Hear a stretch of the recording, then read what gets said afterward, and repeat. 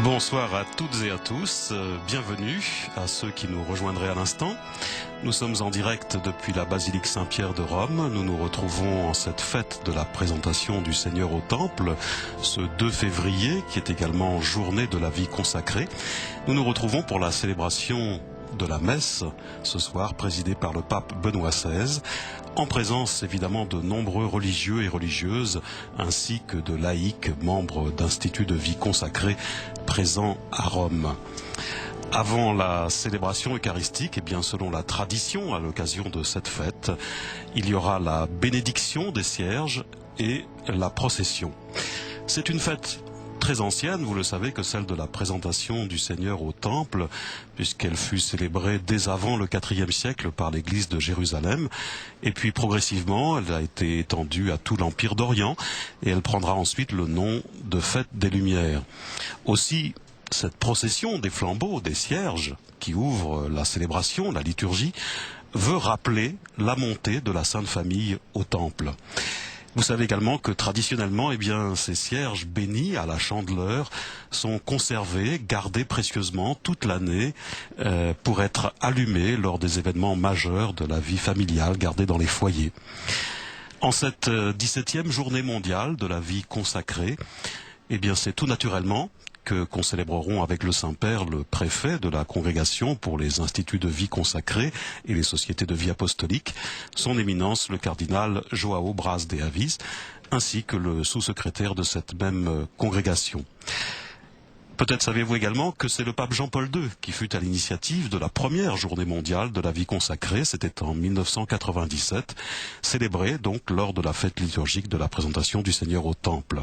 Après l'assemblée du synode des évêques sur la vie consacrée et sa mission dans l'Église et dans le monde en octobre 1994, après également la publication de son exhortation apostolique post-synodale Vita Consecrata en mars 1996, Jean-Paul II avait donc décidé d'instituer cette journée de la vie consacrée, célébrée chaque 2 février. Le pape Jean-Paul II disait: un don de soi à Dieu aussi total doit être rappelé et présenté à tout le peuple de Dieu. En annonçant Jean-Paul II, en annonçant son intention d'instituer cette journée il y a 16 ans, le pape affirmait qu'il était beau et juste de remercier le Seigneur pour le grand don de la vie consacrée qui enrichit, disait-il, et réjouit l'Église par la multiplicité des charismes et le dévouement de tant de vies totalement données au Seigneur et aux frères. Sachez également que selon les statistiques de l'Église catholique publiées chaque année par l'agence missionnaire Fides, le nombre de religieux non prêtres s'élevait fin 2010 à 54 665 et les religieuses, elles, plus nombreuses, étaient de 721 935 cette même année 2010.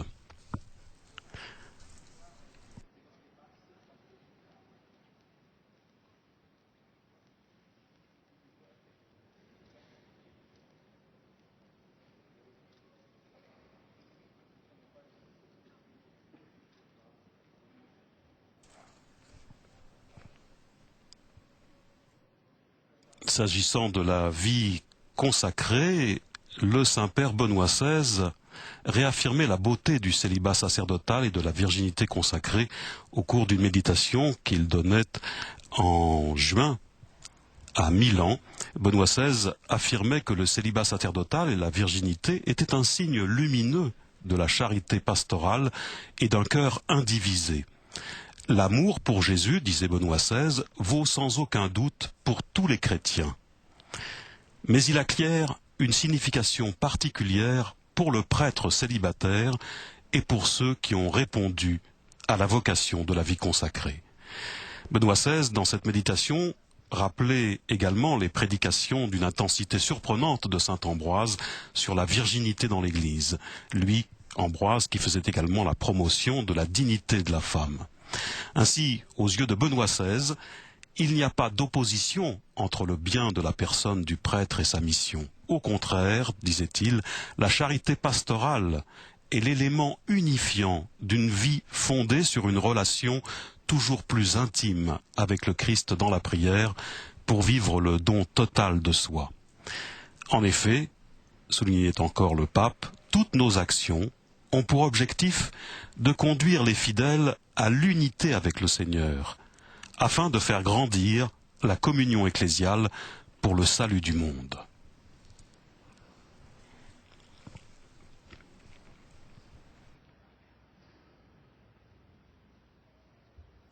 Vous voyez les cierges qui illuminent cette basilique.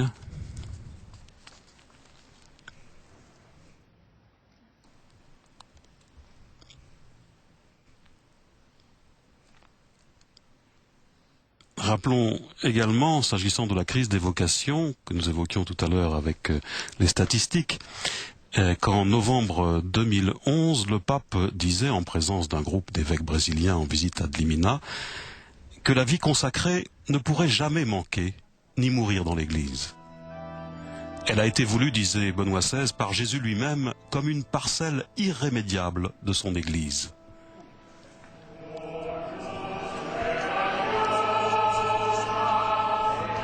Et voilà le chant de l'hymne O Luce Radiosa, ô lumière radieuse, splendeur éternelle du Père, Christ Seigneur immortel. Avec ce chant, nous entrons dans cette liturgie.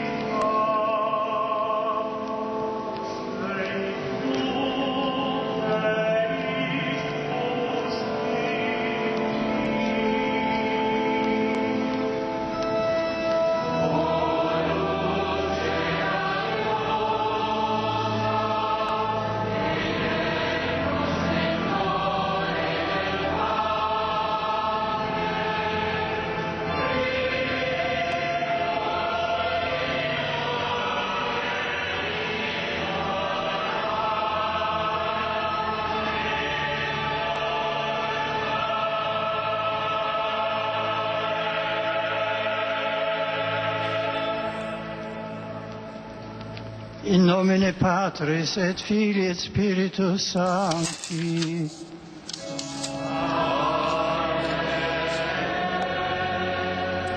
Pax vobis.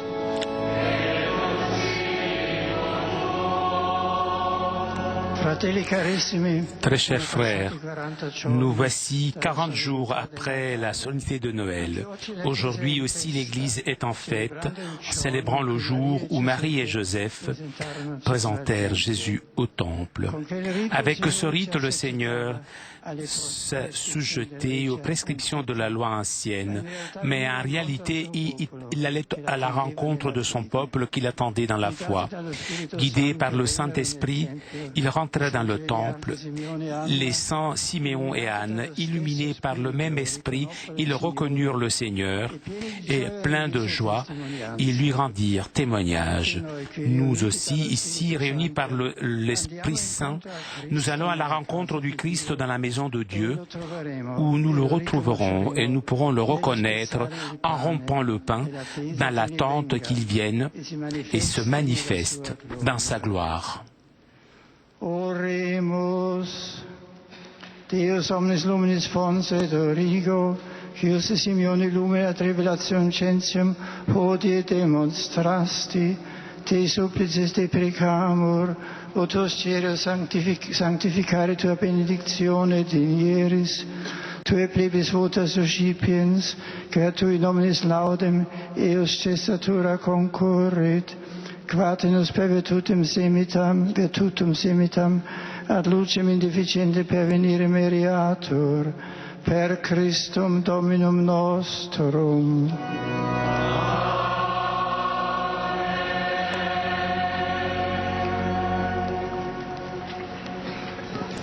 Et voilà le Saint-Père qui bénit les cierges par aspersion. Procedamus in pace.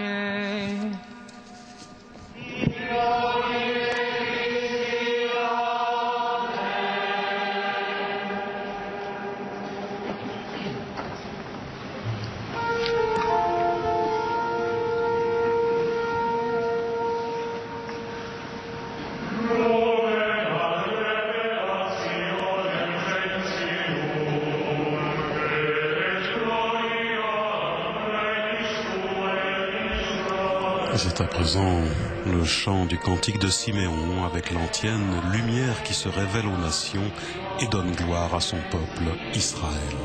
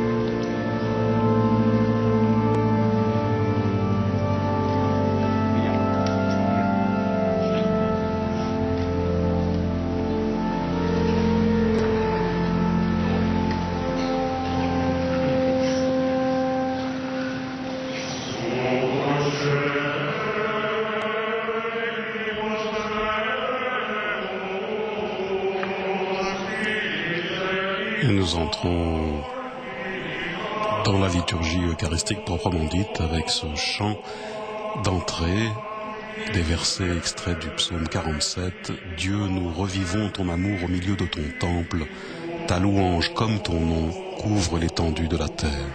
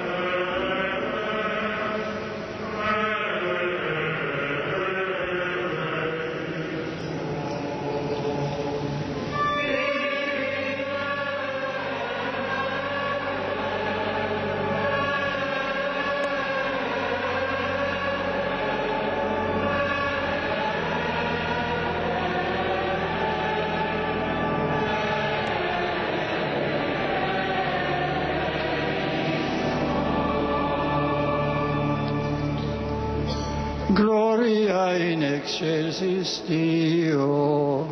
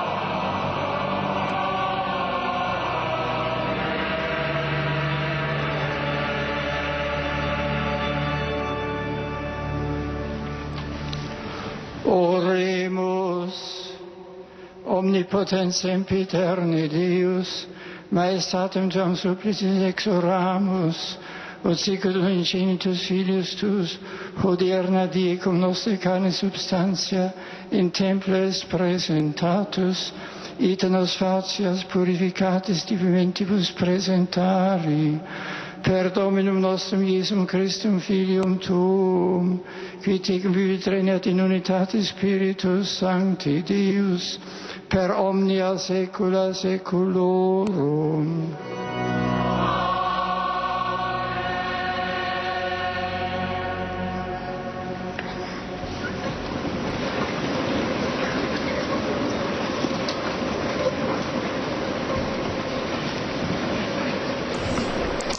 Et nous entrons dans la liturgie de la parole avec pour première lecture un passage du livre du prophète Malachie au chapitre 3.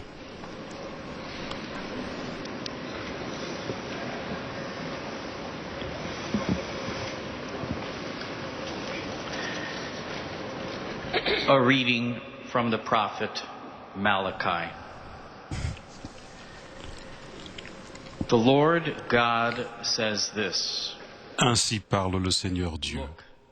I am going to send my messenger Voici to prepare que a j'envoie way mon messager pour qu'il prépare le chemin devant will moi. suddenly enter his temple. Et soudain viendra dans And son the temple angel of the covenant le Seigneur que vous you are cherchez. longing for. Yes, he is coming. Le messager de l'alliance que vous désirez, le voici qui vient, dit le Seigneur de Who l'univers. will be able to resist? Qui pourra soutenir le jour de sa venue? Who will Qui pourra remain rester standing debout when lorsqu'il he se appears? montrera? For he is like the Car il est pareil refiner's au feu fire du fondeur, and the fuller's pareil alcohol. à la lessive des blanchisseurs. He will take his seat as refiner Il s'installera and pour purify. fondre et purifier. He will purify the sons of Levi and Il purifiera refine them les fils de like Lévi. gold and Il silver. les affinera comme l'or et l'argent. They will make the Ainsi offering pourront-ils, to the aux Lord yeux du Seigneur, as it should be présenter made. l'offrande en toute justice. The offering of Judah Alors, and Jerusalem l'offrande de Juda et de will Jérusalem then be welcomed by the sera Lord bien accueillie du as Seigneur, in former days, comme il en fut aux as jours in anciens, the years dans les of années old. d'autrefois. Verbum Domini.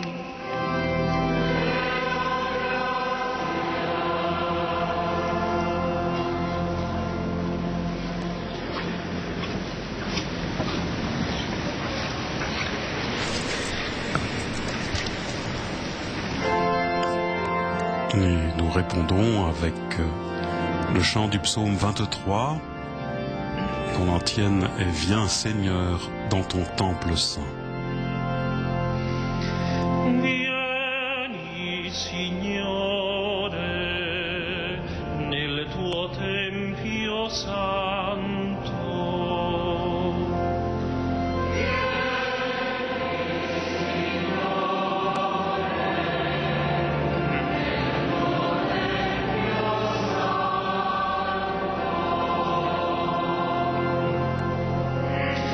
Alzate, o porte, la vostra fronte, alzatevi soglie antiche, ed entri il Re della gloria.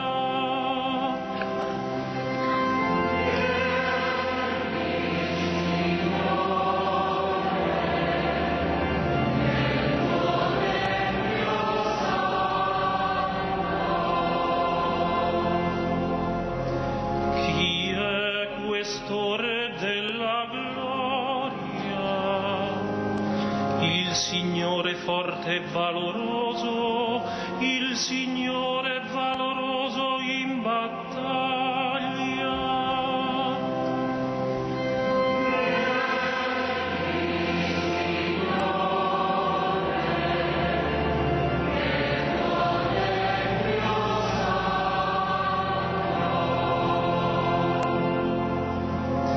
Alzate, o porte, la vostra fronte, alzatevi soglie antiche ed entri il Re della gloria.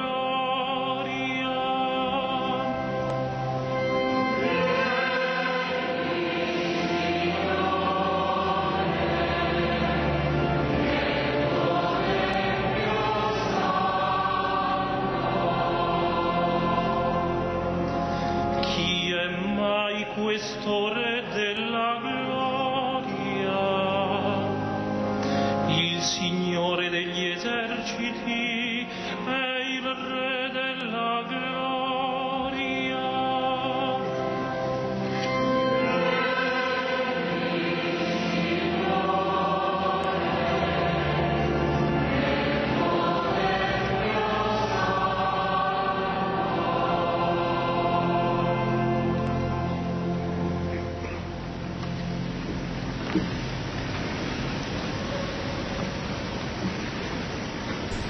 La seconde lecture est tirée de l'Épître aux Hébreux. Lectura de la carta a los Hebreos.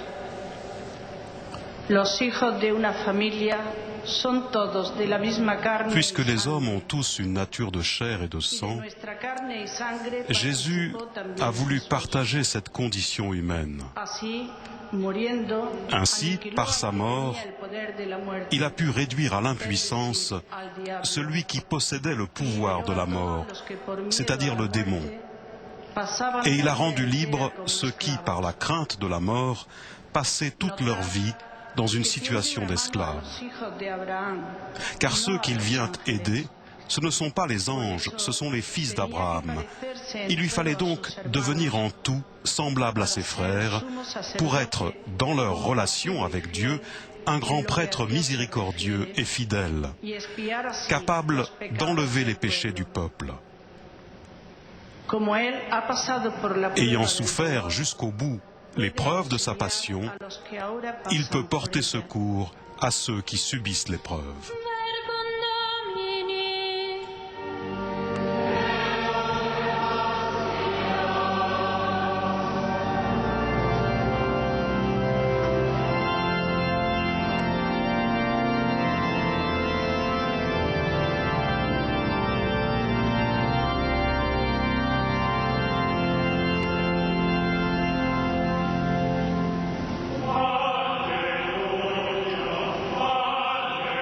Alleluia,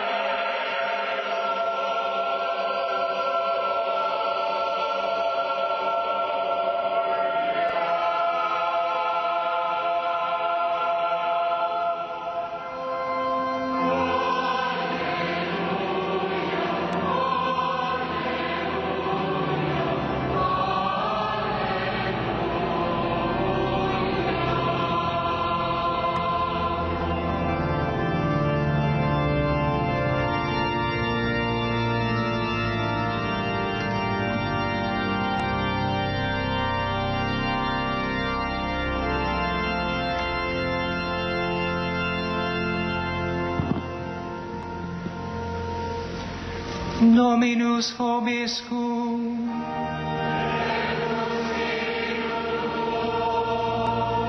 Lectio Sancti Evangelii secundum Lucam.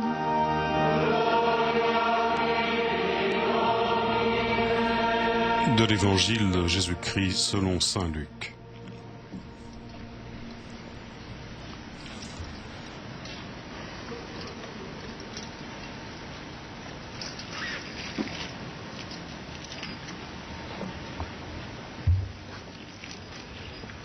Postquam impleti sunt dies purgationis eorum, secundum legem. Quand arriva le jour fixé par la loi de Moïse pour la purification,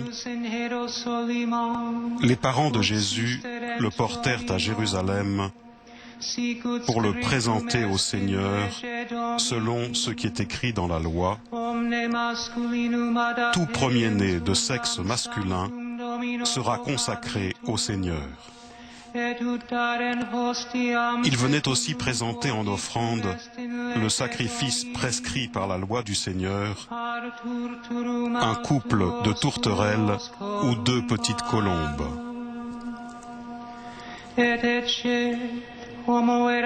Or, il y avait à Jérusalem un homme appelé Siméon. C'était un homme juste et religieux qui attendait la consolation d'Israël, et l'Esprit Saint était sur lui.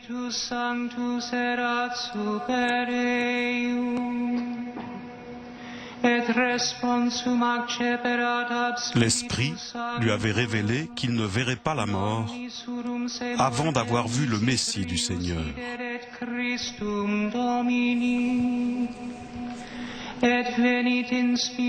Poussé par l'Esprit, Siméon vint au temple. Les parents y entraient avec l'enfant Jésus pour accomplir les rites de la loi qui le concernaient.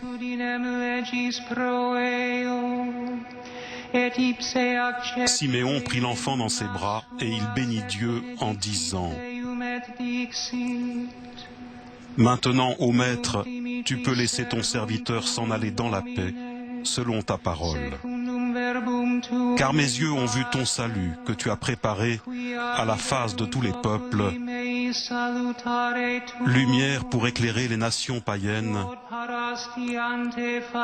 et gloire d'Israël, ton peuple. Lumen ad revelationem gentium, et gloriam plebis tuae Israel. Et erat pater eius et mater mirantes super his, quae dicebantur de illo. Le père et la mère de l'enfant s'étonnaient de ce qu'on disait de lui. Siméon les bénit. Puis il dit à Marie sa mère : Vois, ton fils qui est là provoquera la chute et le relèvement de beaucoup en Israël. Il sera un signe de division et toi-même, ton cœur sera transpercé par une épée. Ainsi seront dévoilées les pensées secrètes d'un grand nombre. Il y avait là une femme qui était prophète, Anne, fille de Phanuel de la tribu d'Asser. Demeurée veuve après 7 ans de mariage, elle avait atteint l'âge de 84 ans. Elle ne s'éloignait pas du temple, servant Dieu jour et nuit dans le jeûne et la prière. S'approchant d'eux à ce moment, elle proclamait les louanges de Dieu et parlait de l'enfant à tous ceux qui attendaient la délivrance de Jérusalem. Lorsqu'ils eurent accompli tout ce que prescrivait la loi du Seigneur, ils retournèrent en Galilée dans leur ville de Nazareth. L'enfant grandissait et se fortifiait, tout rempli de sagesse, et la grâce de Dieu était sur lui. Et ipsa ora superveniens confitebatur Deo, et loquebatur de illo omnibus, qui expectabant redemptionem Hierusalem. Et ut perfecerunt omnia secundum legem Domini, reversi sunt in Galileam in civitatem suam Nazaret. puerautem crescebat et confortabatur plenus sapientia, et gratia Dei erat super illum. Verbum Domini.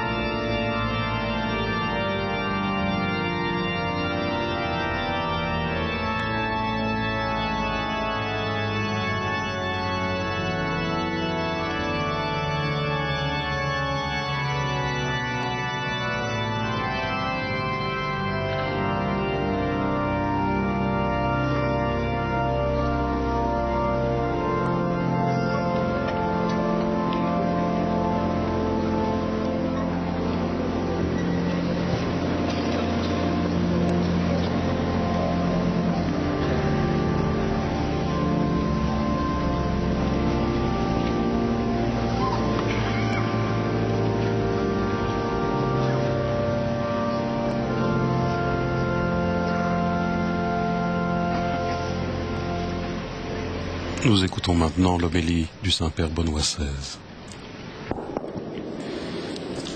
Cari fratelli e sorelle, nel suo racconto dell'infanzia di Dans Gesù, son récit sur l'enfance de Jésus, Saint Luc souligne comment Marie et Joseph étaient fidèles à la loi du Seigneur. Avec une profonde dévotion, ils réalisent tout ce qu'il est prescrit après l'accouchement d'un premier-né mâle. Il s'agit de deux prescriptions très anciennes. L'une concerne la mère, l'autre l'enfant nouveau-né. Pour la femme, il est prescrit qu'elle s'abstienne pendant 40 jours des pratiques rituelles et après qu'elle offre un double sacrifice, un agneau en holocauste et une tourterelle ou une colombe pour le péché. Mais si la femme est pauvre, peut offrir uniquement 2 tourterelles ou 2 colombes. Saint Luc précise que Marie et Joseph offrirent le sacrifice des pauvres pour mettre en évidence que Jésus est né dans une famille de gens simples, humbles, mais croyants. Une famille qui appartenait à ces pauvres d'Israël qui forment le véritable peuple de Dieu. Pour le premier-né mâle, qui d'après la loi de Moïse appartient à Dieu, était en revanche prescrit le rachat, établi avec une offre de 5 pièces à payer à un prêtre dans n'importe quel lieu.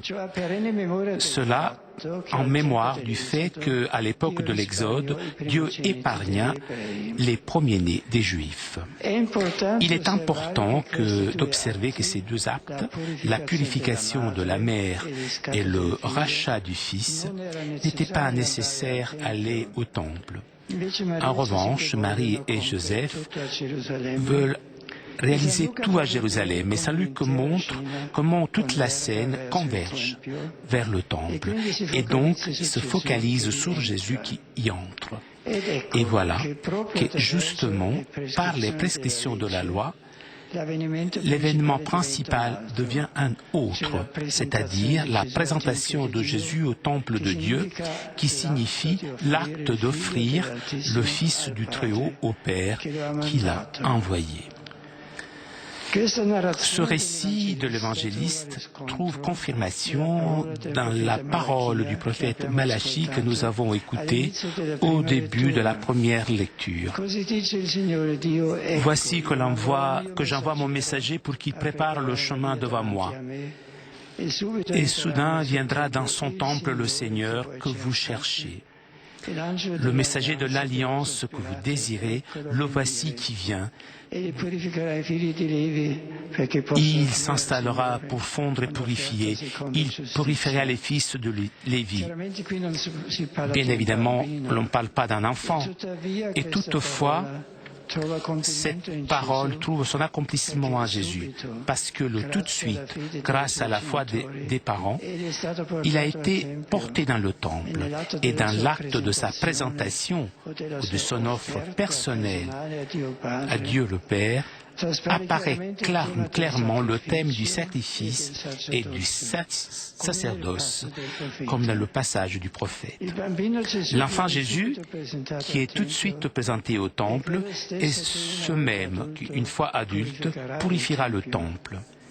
Et surtout, il fera de soi-même le sacrifice et le grand prêtre de la nouvelle alliance. C'est aussi la perspective de la lettre aux Hébreux dont a été proclamé un passage dans la deuxième lecture. Et donc le thème du nouveau sacerdoce est renforcé. Un sacerdoce, celui inauguré par Jésus, qui est existentiel. Ayant souffert jusqu'au bout l'épreuve de la passion, il peut porter secours à ceux qui subissent l'épreuve, dit la lettre aux Hébreux. Et donc nous trouvons le thème aussi de la souffrance marqué dans le texte évangélique, là où Siméon prononce sa prophétie sur l'enfant et sur la mère. Il voit ton fils qui là provoquera la chute et le relèvement de beaucoup en Israël. Il sera un signe de division et toi-même, ton cœur, sera transpercé par une épée. Le salut que Jésus donne à son peuple et qui incarne en soi-même passe par la croix, par la mort violente qu'il vaincra et transformera avec l'oblation de la vie pour l'amour. Cette oblation est déjà annoncée dans le geste de la présentation au temple. Un geste certainement qui vient des traditions de l'ancienne alliance, mais qui est animé par la plénitude de la foi et de l'amour qui correspond à la plénitude des temps, à la présence de Dieu et de son Saint-Esprit en Jésus. L'Esprit, en effet, est sur toute la scène de la présentation de Jésus au temple, et tout particulièrement dans la figure de Siméon, mais aussi de Anne. C'est l'Esprit paraclet qui donne la consolation d'Israël et qui fait avancer le cœur de ceux qui l'attendent.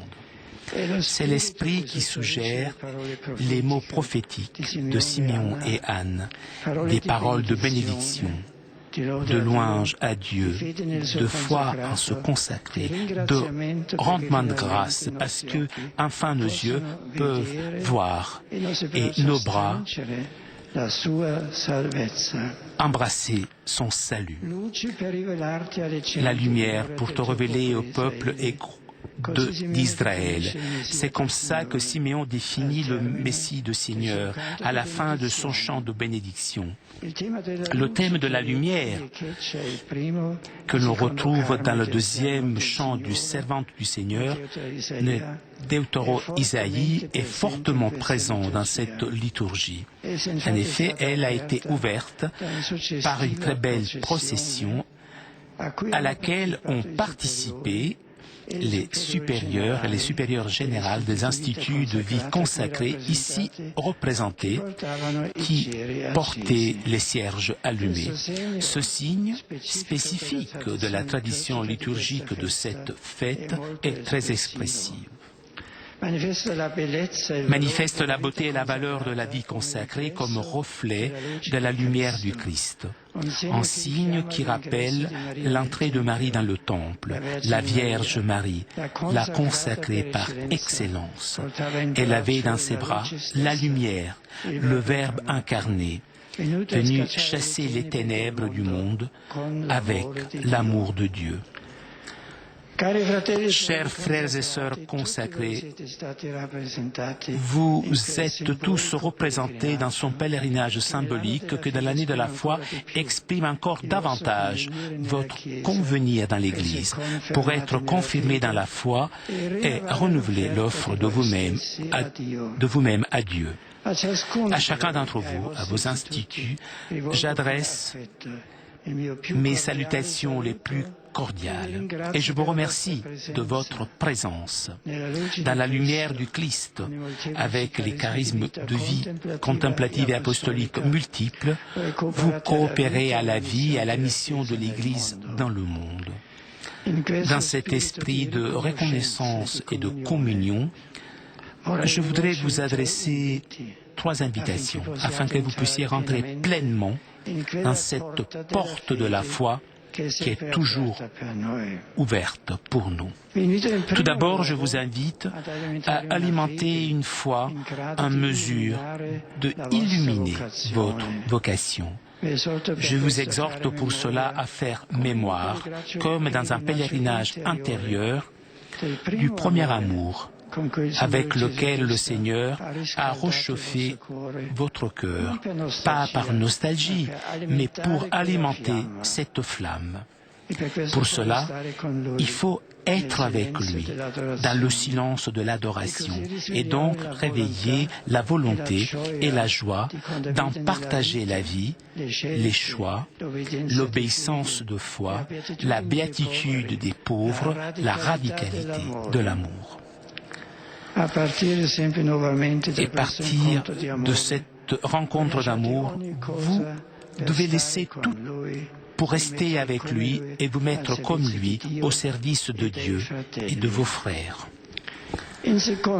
Deuxièmement, je vous invite à une foi capable de reconnaître la sagesse de la faiblesse, dans la joie, dans les douleurs du temps présent, lorsque la dureté et le poids de la croix se font le plus sentir. N'ayez pas doute que la kénosie du Christ est déjà une victoire pascale. Justement, dans la limite et dans la faiblesse humaine, nous sommes appelés à vivre la conformation au Christ dans une tension totalisante qui anticipe, dans la mesure du possible dans le temps, la perfection eschatologique. Dans les sociétés de l'efficacité et du succès, votre vie marquée par la minorité et par la faiblesse des petits, par l'empathie avec ceux qui n'ont pas de voix, devient un signe évangélique de contradiction. Et finalement, je vous invite à renouveler votre foi qui vous fait être pèlerin vers l'avenir. Par sa nature, la vie consacrée est pèlerinage de l'esprit à la recherche d'un visage qui parfois se manifeste et parfois se cache. Que cela soit votre désir constant, le désir constant de votre cœur, le critère qui oriente votre chemin, aussi bien dans les petits pas quotidiens que lors des décisions les plus importantes. Ne vous unissez pas aux prophètes qui proclament la fin et pas le sens de la vie consacrée dans l'Église de nos jours. Habillez-vous plutôt du Christ et portez les armes de la lumière, comme exhorte saint Paul. Étant éveillés et vigilants, saint Chromas d'Aquileia écrivait que le Seigneur éloigne de nous ce danger, afin que nous ne nous laissions alourdir par le sommeil de l'infidélité, mais qui nous donne sa grâce et sa miséricorde, afin que nous puissions veiller toujours dans la fidélité vers lui. En effet, notre fidélité peut veiller dans le Christ. Chers frères et sœurs, la joie de la vie consacrée passe obligatoirement par la participation à la croix du Christ. Cela a été comme ça pour Marie, toujours sainte. Sa souffrance est la souffrance du cœur qui forme un avec le corps du Fils de Dieu, transpercé par amour. De cette blessure jaillit la lumière de Dieu et aussi des souffrances, des sacrifices, du don de soi-même, qu'elle est consacrée et vive pour amour de Dieu et des autres. S'irradie la même lumière qui évangélise les nations. Dans cette fête, je souhaite tout particulièrement à vous consacrer que votre vie ait toujours la saveur de la parousie évangélique, afin que, en vous, la bonne nouvelle soit vécue, témoignée, annoncée, et qui brille comme parole de vérité. Amen.